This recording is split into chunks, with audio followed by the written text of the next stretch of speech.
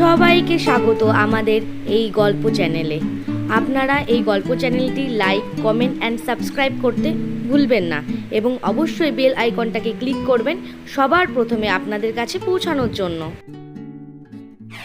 লা লা লা লা লা, আজকে আমি ব্যাডমিন্টনে জিতে গেছি বাবা, কি মজা কি মজা, আজকে আমি জিতে গেছি।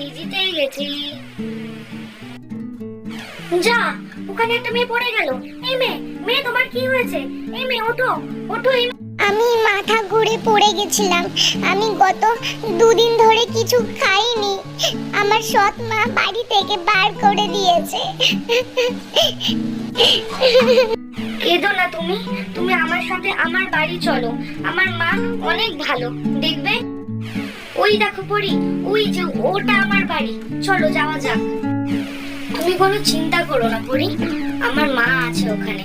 আমি মাকে সব বলবো, দেখবে তোমাকে ঠিক আমার ওখানে রেখে দেবে। তো বেলা হয়ে গেল, ছেলেরা এখনো বাড়িতে আসার নাম নেই। আজকে আসুক বাড়ি, তারপর দেখাচ্ছি আমি। কি রে, এত দেরি করলি যে? সাথে ওটা কে? কাকে নিয়ে এসেছিস তুই? আমি বাড়ি ফিরে আসার সময় দেখলাম আমার মাথা ঘুরে পড়ে গেছে।